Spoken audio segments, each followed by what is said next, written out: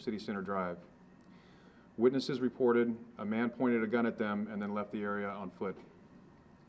Witnesses provided responding officers with the man's description and path of travel, which prompted a search. During the search, officers encountered a man matching the description provided. They tried speaking with the man, who wasn't cooperative, and he began to walk away.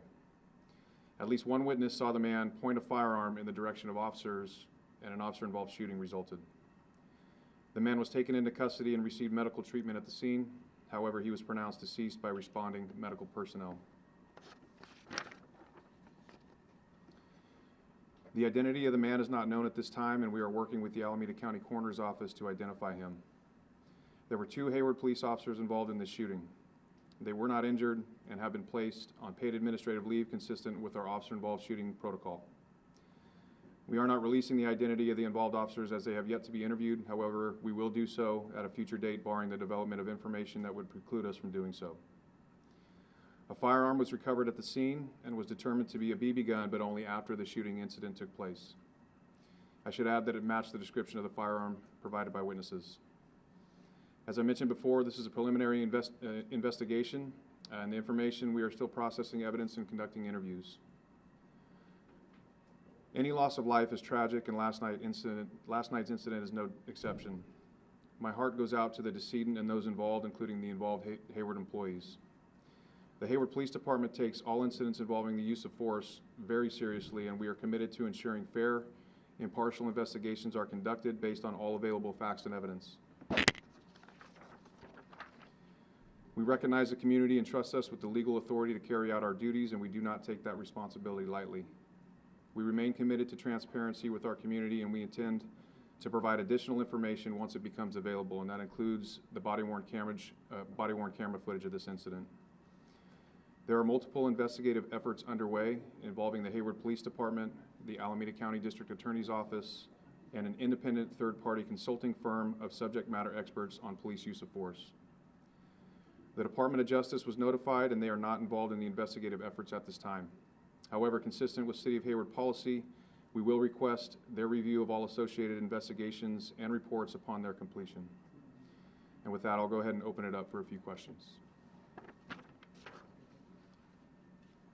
Are BB guns considered firearms? Under the penal code, they are not.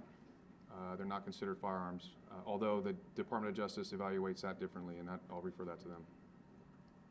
And Chief, just because a BB gun, I think, is considered a deadly weapon, from the DA's office is looking at it, not the AAG. So the District Attorney's Office is looking into this, correct. The Department of Justice was notified, and they advised that they're not going to come out and investigate this at this time. And can you give the genders and years of experience for the 2 officers who were involved? Sure, they are both male, and I want to say they have around 5 years on each of them. Did both officers discharge their weapons? There were 2 officers that discharged their weapons, yes. How many shots were fired? I don't have a shot count at this point, so anything I would provide would be speculation. I don't want to do that. Was there a shoplifting case involved? I know there was a lot of talk on the scanner about a shoplifting before this. And did he point the gun at somebody inside the Safeway? So our understanding of the incident is that he pointed the gun at 2 females who were in a vehicle. I'm not aware of any nexus to the Safeway at this point, but that hasn't been ruled out. What was the time frame from when you got the call to when the officer-involved shooting happened? So the call, I think, was received at about 9:40, and I want to say that the officer-involved shooting took place not long after 10 o'clock. Was the shooting captured on body-worn camera footage, and were both officers, was it captured on both of their cameras or either one? So my understanding is that it was captured. There were 3 officers present.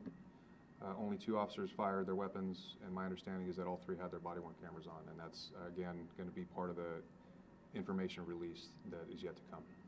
You just talked with somebody that we interviewed, described it sounded like the 4th of July, there were so many shots. But you also made the point that this is somebody who it appeared may have pointed a gun at officers.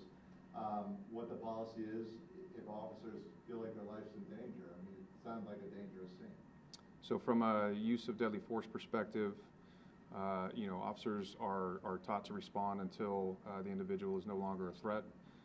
One of the things that we don't have is the statement of any of the involved officers at this point. That's in the process of being scheduled, and that's information that we're hoping to learn through that part of this investigative process. So we're hoping to have that information to be able to share soon. So where this happened, it's kind of a big empty lot. It's 9:40 at night, it's dark. Were they using flashlights when they confronted him? I mean, My understanding is they were conducting a search with flashlights, yes. You've been called to that area before. It looks like an area where there's a number of unhoused people that live there.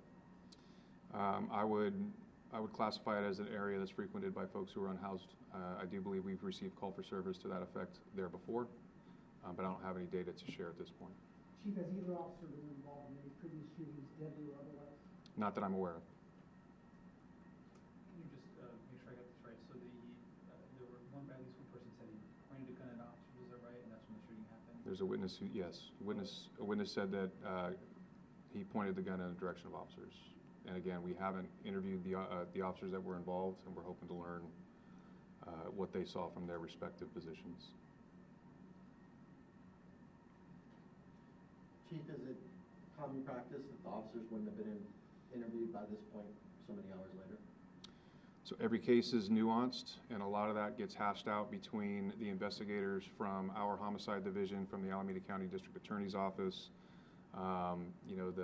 The police officers are represented by, a legal firm, and so there's a lot of coordinated effort to be able to identify a time that works for everyone. The other thing that I'll add is that the consulting firm that we use is not a California-based firm, and so there's a travel component to be able to get them on site to do their piece of this. do all three officers arrive in separate cars, or any of them roll together? All three were in separate cars.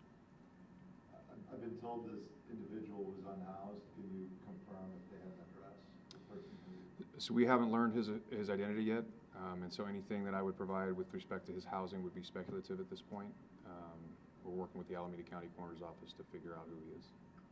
When was the last time Hayward PD were involved in a shooting? I believe it was in October of 22. October of 22. Chief, has anybody from the department been able to talk to the officers, just how are they doing? I will share that this is obviously a traumatic event for them. This is something that impacts, somebody both physically, mentally, and emotionally, and so to that effect, they have been in consultation with their own legal counsel through their union, their association. Outside of that, they are not to talk to anybody else until they're interviewed. But based on what I've been told by their attorneys, considering they're doing okay right now. Just to be sure, did he fire the BB gun at all during the encounter? I don't know that. Yeah, I don't know that. And I also don't know anything about how far away they were, what the lighting conditions were, et cetera. That's all information that we're hoping to learn. Did it happen in the parking lot? Can you describe exactly where it happened in the shopping center? So my understanding is that there's a multi-story business building, and there's a Safeway with a stairwell that kind of goes up the hill in between them. And it was about midway up that area where the shooting took place. So in between the Safeway and what we refer to as the Zabalos building. On the stairway? It was near this. It was just above the stairway, kind of on a pathway up there.